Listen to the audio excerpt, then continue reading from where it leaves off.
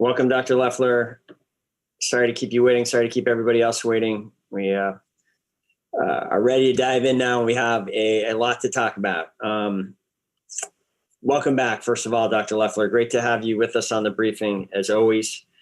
Last Friday, Governor Scott announced the timeline by which on April 19th, all Vermonters 16 years old and older will be able to sign up for the COVID vaccine. Here's the chart about showing how that is going to work, the different stages between now and April 19th. And as a step towards this, everyone should know, even if you're not yet eligible, you can go to healthvermont.gov/myvaccine and open an account and get ready for the day when you will be able to sign up on this schedule.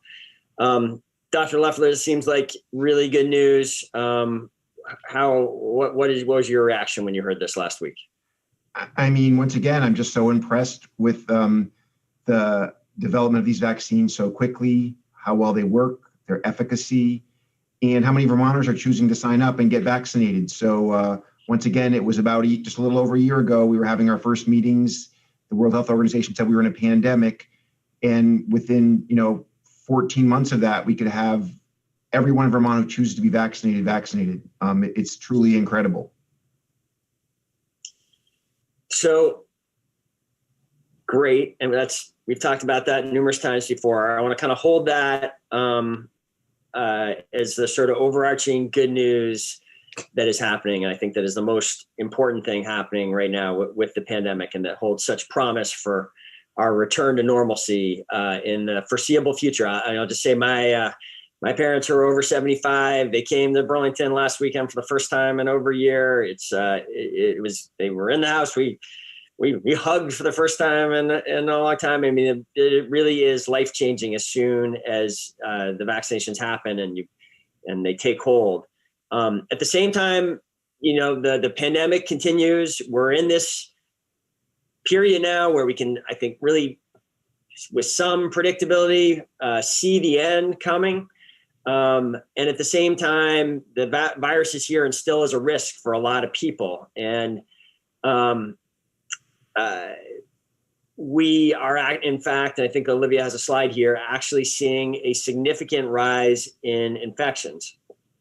You can see, so we're representing that in a couple ways here. And I really hope people stick with us. This is a little bit of a complicated conversation. There's sort of different elements of it. We see rising, in what these charts both show is rising levels of the virus. So the chart on the left of the screen, these are the new cases in Chittenden County by day. And you can see over the last week, we are seeing that number go up again after a period of a plateau from substantially down, about 50% down from the peak. We're now seeing numbers start to go up.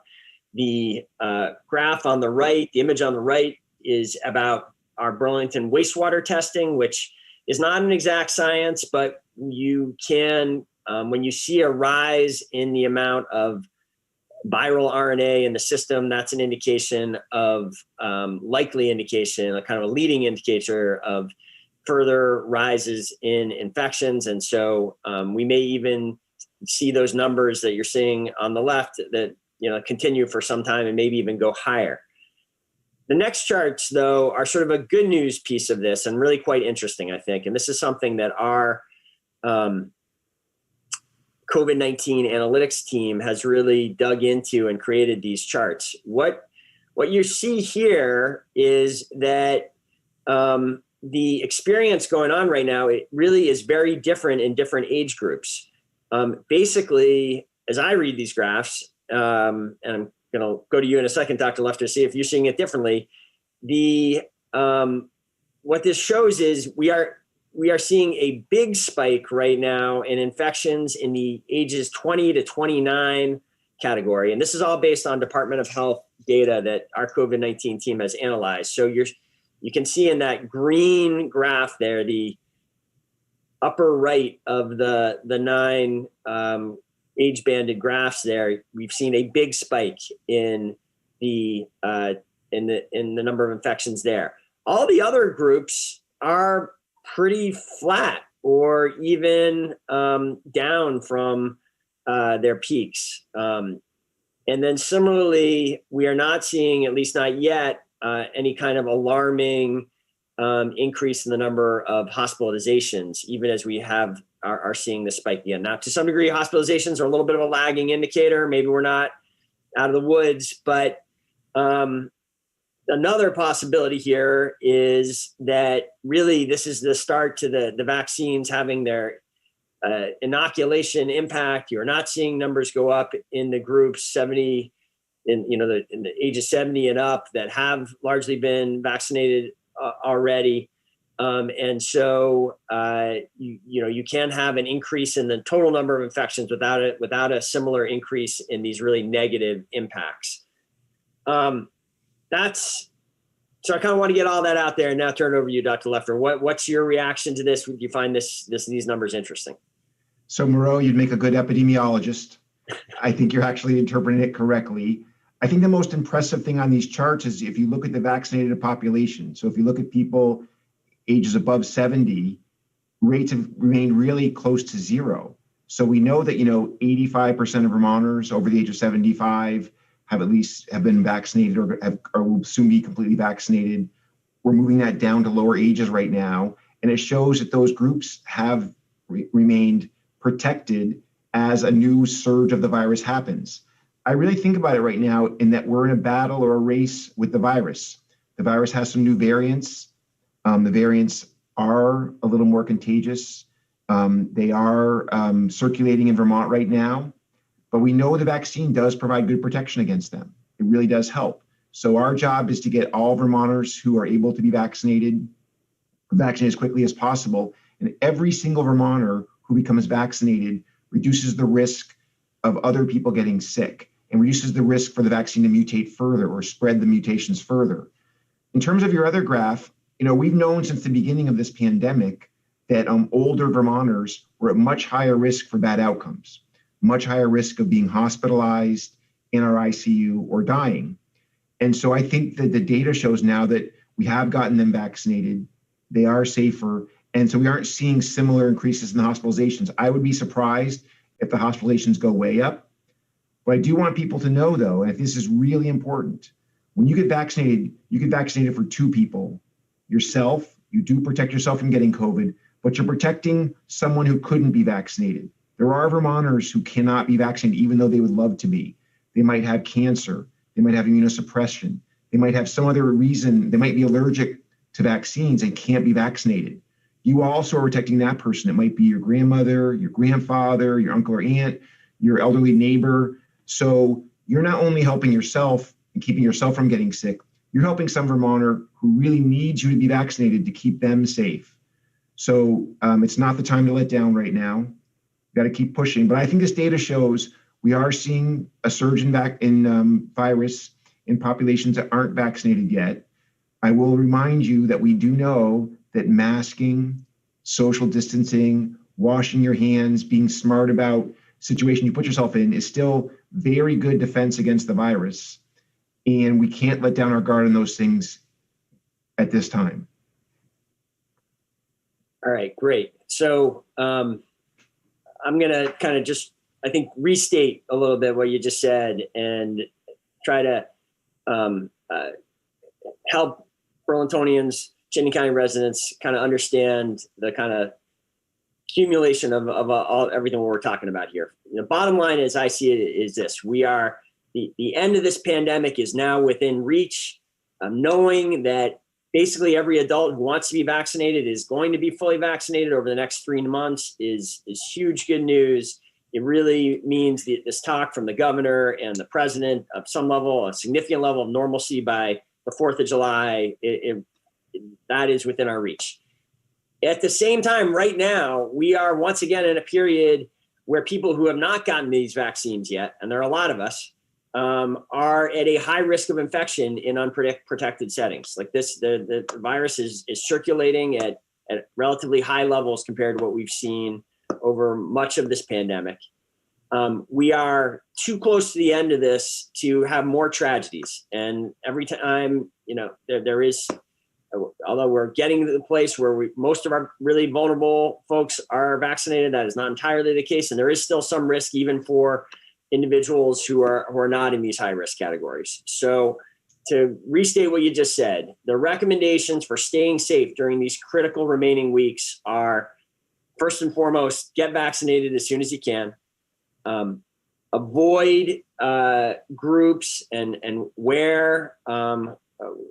avoid groups with other households who are, not people that you're in a pod with, and maintain distance and face coverings when you do.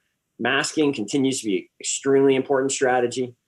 I do think with the shift in the weather, there are more opportunities to improve ventilation beyond what in the heart of the winter we had. People should think about having meetings outside. I've been doing that all this week. My meetings have been, instead of just on Zoom, have been sitting in my backyard. The inside spaces can be made safer by opening the windows and getting cross circulation. Anything else you'd like to add, Dr. Leffler? I know you said all this already, but anything further you want to add before we say goodbye today? Please, please, please don't let up. We really have the chance to really prevent almost any more deaths in Vermont from COVID-19.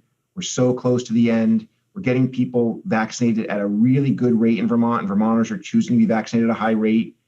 If people can just be vigilant I know we've been saying this for a year, if people can be vigilant for just a little tiny bit longer and do their part to help keep each other safe, we really can prevent any more deaths, which would be amazing.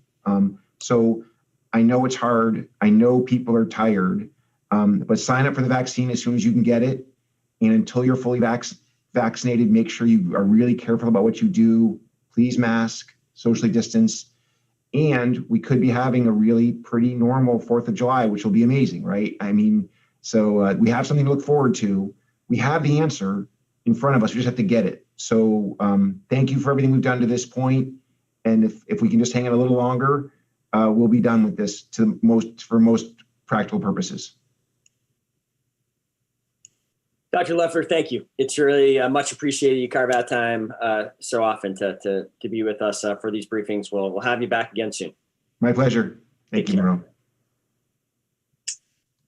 So we have two other major topics we wanted to address today before opening up for any questions members of the media have about COVID or other topics. The next topic we wanted to speak about is the attempts that are being made locally to help BIPOC communities access vaccine opportunities and to get our BIPOC communities vaccinated. This has been a focus of the city and many others for some time now. I think what's been driving that clearly has been knowing that the impact of this pandemic has been very different amongst different racial groups. Black and brown Americans are getting infected and dying and being hospitalized in this pandemic at much higher rates than white communities. And we've seen troubling trends begin to open up, disparities open up within vaccinations as well. So I've been, as have others, in regular conversation with the Department of Health and Agency of Human Services to advocate for real strategy around vaccinating our BIPOC communities. And one important step that we just wanted to share did take place this past weekend. On Saturday, there was a vaccine clinic held here in Burlington to vaccinate BIPOC individuals who are otherwise eligible for the vaccine and their households, which has been part of the specific strategy the state has had for in recent weeks. And in many ways, this was a successful clinic. There were 264 people vaccinated. The clinic involved many partners, and I particularly want to recognize the leadership of the Racial Justice Alliance and their advocacy, outreach, and organization of this event. The city played an important role by organizing registration for this clinic. And just wanted to say a little bit of what was involved in that. Our COVID-19 Resource and Recovery Center fielded more than 1,000 calls over a 72-hour period from people who wanted to register for this clinic. And that's a lot for our RRC. To put this in perspective, that's about 50% of the total requests that we've had at the RRC through the entire pandemic. So there was real interest in this in this clinic. I'm really appreciative of the city employees who responded to that volume of calls, and several employees who really put their regular work on hold to help out the call center. Even while this clinic was an important step, it was also imperfect in that it did not meet the demand among eligible BIPOC individuals and their households for vaccine. And there was some confusion about that eligibility because of the which was one of the drivers in the large number of calls that we fielded. So the city and partners have continued to be in communication with the state and are urging further actions to address the racial disparities that we have seen in Vermont and that have been documented. Specifically, BIPOC Vermonters have 2 times the rate of COVID-19 infection and a higher rate of hospitalization compared to white non-Hispanic Vermonters. In Chittenden County, 24% of the white non-Hispanic population is now vaccinated compared to just 13.9% of the BIPOC population, which is concerning. The Racial Justice Alliance sent a letter urging the state to adopt a pro-equity vaccination strategy back in February.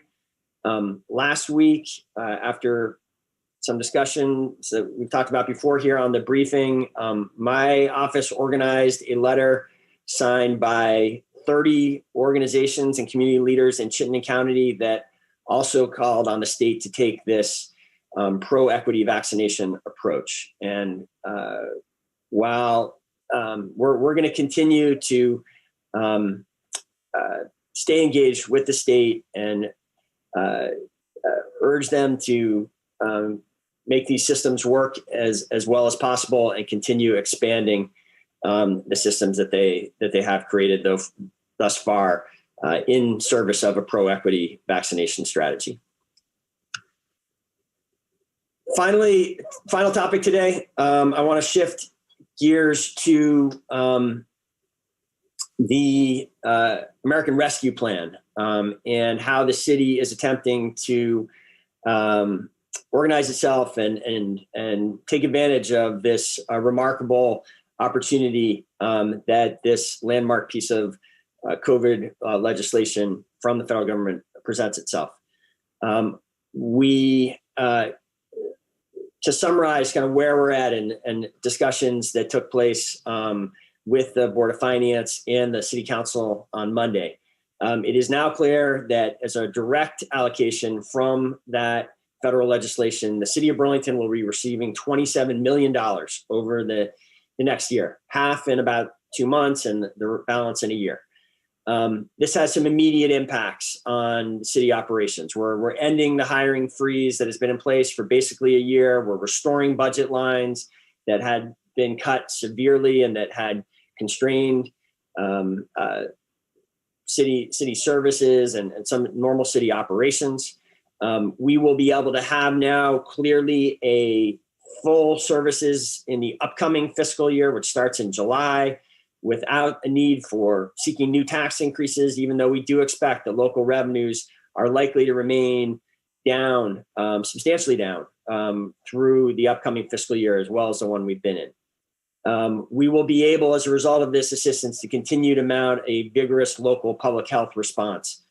The city will remain in sound fiscal health, despite the significant lost revenue over the past year as a result of this legislation. And we will even be able to go beyond all that and provide additional recovery assistance here at the local level, targeted at the businesses and individuals who have been hardest hit by this pandemic, over the next year through this recovery period. There clearly are funds available to us to play that kind of nimble, responsive role, that similar to how we've acted as a city throughout the pandemic. On Monday night, we started a conversation with the Board of Finance about these funds. There are a lot of decisions we're going to need to make. Some of them are clear. I mean, a good chunk of this money is just going to be needed to do what I just described above, keep city services strong despite our local revenues being down. But there are numerous other investment decisions about how best to use these dollars, how to do so in a way that's consistent with the federal rules that we've received, how to do so in a way that has the greatest impact. We started that conversation with the Board of Finance on Monday. I think many of these decisions will be made over the next approximately 3 months as we work towards and then pass a budget for fiscal year 22. We are developing, we had a first discussion of the principles and the process that is going to guide this. We talked a lot about how we're going to work to engage the full community and the public in this effort to make sure that we emerge from this pandemic stronger, healthier, greener, more racially just, and more affordable than we were when we went into the pandemic. Since there's a lot of work ahead, we have taken steps to reorganize our city team to do that work and to get it right. And I want to speak a little bit more about that right now. So I have asked Kara Alner-Zarawi to be the city's relief and recovery leader. Kara is currently the trustees marketplace director, and during the pandemic, she's been serving a broader citywide role as the director of small business support. Now I've asked her to kind of head up this overall recovery effort. And in that, she's not going to be alone. She's going to be coordinating closely with our REIB department, as well as the Resource and Recovery Center, which are going to, as they have been throughout the pandemic, remain key parts of this emergency response. I think Kara is with us and wanted to give her the opportunity just to share a few more thoughts. Kara, welcome. Thank you for agreeing to serve in this role. Great, thank you. And thanks for having me here today, Mayor. First, if you don't mind, I'd like to talk about how my team and I and the business support team have handled this past year. And just to let people know that the city has awarded hundreds of thousands of dollars in grants to small businesses to help support them in the difficult times, especially when they had to be shuttered. We found new ways to open city streets and sidewalks to increase their revenue producing space, which the feedback from them was that was a crucial part of keeping them alive last summer. We partnered with local restaurants, and together with them, we delivered over 12,500 free meals to people who needed them. We also supported businesses in increasing their ventilation so that visitors were perhaps less at risk of contracting the virus. We built a new website, loveburlington.org, to highlight all small businesses in the city. That's just to name a few. But in terms of what you were just speaking about, I'm really excited to find new and creative ways to help this city recover from the pandemic. My team and I are working on developing new projects. I've assembled a team in the city, and as you mentioned, Mayor, there's members from the RRC, and as well as the Racial Equity, Inclusion, and Belonging team are there with us. We meet weekly. Most importantly, we're actively tracking a lot of the legislation coming down from the federal and state governments to ensure that when we spend this money, we are hopefully filling gaps that may be left for people and businesses. So to make sure that Burlington is secure, and as you said, gets back to a place that's in a better position than when we were prior to the pandemic. And as always, we're approaching this from a small business perspective, an individual recovery perspective, and filtering it all through the lens of equity to make sure that this is an equitable recovery. Great. Thank you, Cara. Thanks for that introduction. This is something we really just wanted to tee this up on this briefing here. There will be a lot of details to talk about in the weeks and months to come. And we really don't have many of those details sorted out at this point, but I wanted to make clear the leadership role Cara would be playing in this effort and sort of tee up future conversations with having you on today. So thank you for doing that. With that, Olivia, I'd be happy to try to answer questions. All right, great. So the first person in our question queue is Liz from NBC5. And a reminder for members of the media, you can let me know that you have a question and get into the queue just by sending me an email. And Liz, you should be able to enable your microphone. Oh, sorry, I accidentally made you a panelist, but that should still work. Hi, can you all hear me? Hi, Liz. Yes, we can. Go ahead. Hi, just a quick off-topic question for you, Mayor. This morning it was announced that Burlington Jazz Fest will be back in person. I'm wondering what your reaction is to that. I think it's great news and an indication of the normalcy that is coming soon, like we were just talking about with Dr. Leffler. The dates of the festival, which are basically the traditional dates in early June. I think there's still a little uncertainty right now about exactly what's going to be possible then. It will really depend on details of the rollout and whether things come off on the timeline that the governor has projected exactly, and how the public health guidance is loosened as the vaccination plan expands. But I think they're doing the right thing to plan as if they can and should. I think they're right to have an event. I'm excited they're having an event. Exactly whether there will need to be certain restrictions and changes. I think it's likely it will not be fully normal. But I think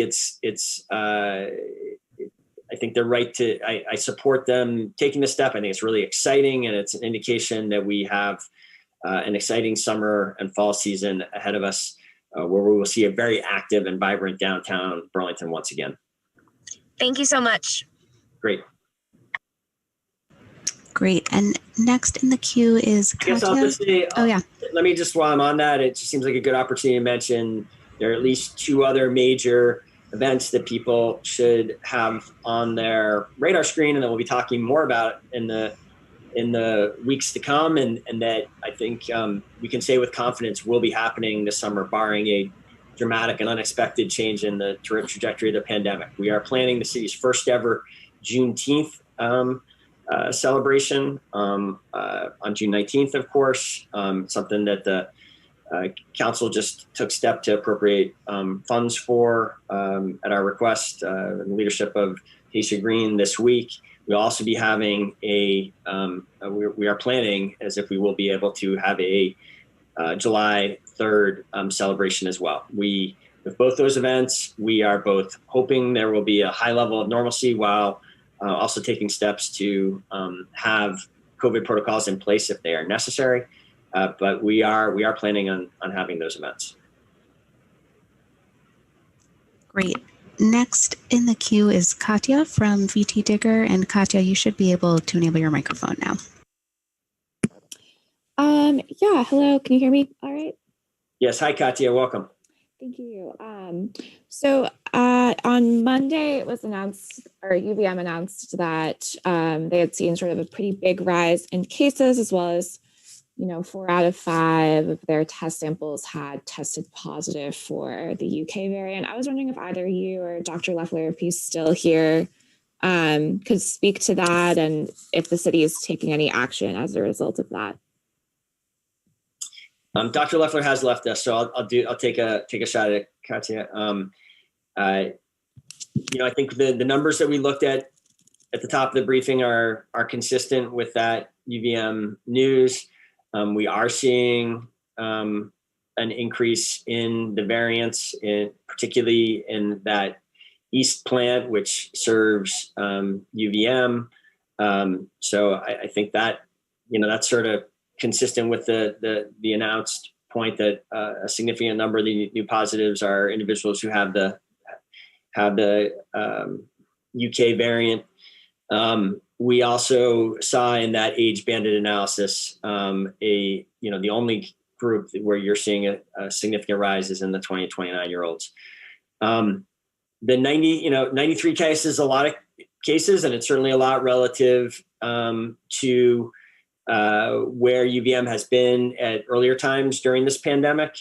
And so it is concerning. At the same time, I think we should keep in perspective that is 93 out of 20,000 tests that took place last week. So it is a kind of positive percent of individuals positive. It remains a low, roughly 1% figure. We continue to be in close communication with UVM, and they are continuing to take additional steps. Most notably, they have made a commitment that they will continue twice weekly testing through at least April 3rd. I welcome that. I think they since they increased that from once to twice, that seemed to have a positive impact on helping them identify positives quickly, get students into quarantine and isolation. We have not, this is a high week for sure, 93, but there has not been kind of a consistent doubling or a sustained trend of increasing that would be cause for even greater concern. So I welcome that they've committed to that additional testing. They have shared with us, they have other, they're taking other steps, continuing to try to innovate and do things differently on campus, take advantage of the outdoors. I think they're best able to speak to that. It's a situation we continue to monitor closely, and I think it's an area that our message from earlier in the briefing was really targeted at, and Dr. Leffler's words are exactly right. Like, let's keep up with hard work, everyone. Like, we are so close to the end of this thing. And the students have been part of doing a great job keeping this virus contained here in Burlington. We got like 3 more months of this ahead. Everyone's just got to stick to the principles that they know work, and we can get through the end of this with very few additional tragedies if we all do our part. Great. Thank you so much. Thank you. Great. Next in the queue is Carolyn from NBC5. And Carolyn, you should be able to enable your microphone now. Can you hear me? Hi, Carolyn. I can. Yeah, go for it. Hi, perfect. So this is another off-topic question, but bars can reopen as of today. So is there anything that Burlington specifically is doing? Any sort of communication that's been put out to bar owners about certain city restrictions? Anything you wanted to share kind of on that topic? Great. Yeah. Thank you. I know we didn't speak to it directly so far, but I certainly think that's sort of on topic with the point of these briefings. We did consider the governor's latest rules do give municipalities the option, as we've had at prior moments during this pandemic, to put additional protocols in place. We considered doing that and decided that did not make sense to put any further rules in place at this time. And I say that because of this. There are a lot of rules even though bars are being allowed to reopen. People shouldn't have in their mind the typical kind of Burlington bar scene. Bars that are choosing to operate now need to do so consistent with the restaurant rules. So there are limitations on hours. They need to close quite early. People need to be seated. There are limitations on the number of people who can be at any table.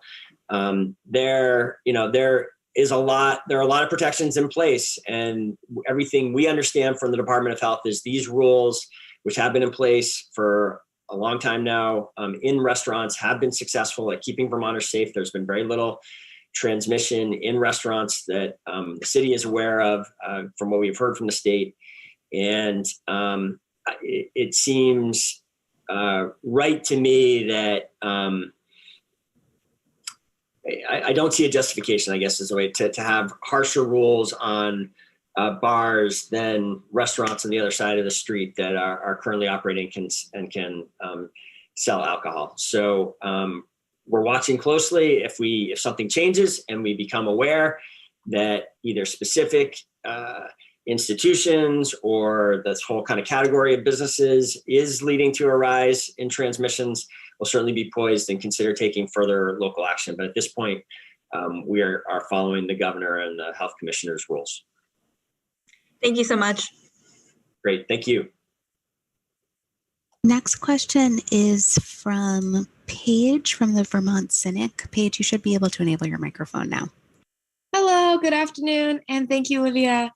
I have another question about the bars reopening in Burlington. I want to know whether UVM was involved at all in the decision process of reopening these bars, and especially considering the off-campus student population has seen an increase in COVID cases.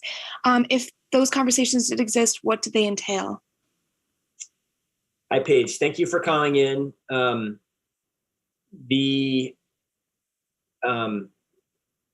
I guess I can say this. The city does regularly talk with both UVM and Champlain College and the state as a sort of coordinated team about a whole range of pandemic issues. I personally did not attend all of those. I'm not clear to what degree maybe the topic of bars came up. UVM also has additional communications, I know, with the state on pandemic issues. So they may well have weighed in some way. What I was just speaking to a moment ago in terms of the city considering to whether or not we should put any additional protections in place, that is not something that I talked or my team talked closely to UVM about. The decision was really made not because of any UVM input, but based on the considerations I laid out before, just the data that we're aware of and the rules that are going to be in place that remain strong protections. Thank you so much for that response. I have a quick follow-up. Is there a calculated reasoning behind reopening these bars today on a Wednesday? Paige, just to be clear, this is really the governor and the state is driving. They are making the call about all reopening decisions. This is their timeline, and I don't know exactly what factored into why it's starting today. Thank you so much. Have a great evening. Okay, thank you.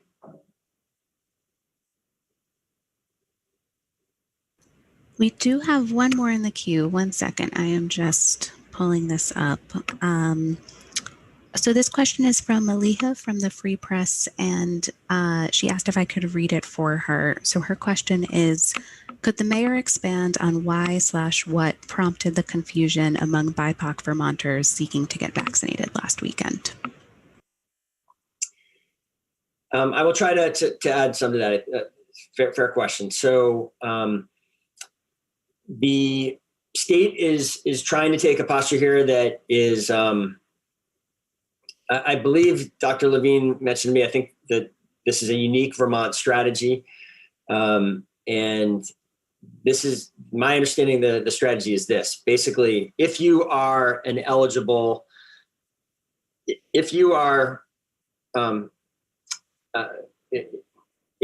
BIPOC individual and you are eligible for vaccination now, as a result of your age or your membership in one of the health risk categories, which have been, the state has published. You're not just you, but your entire household is eligible for vaccination now if you go to one of these BIPOC clinics. And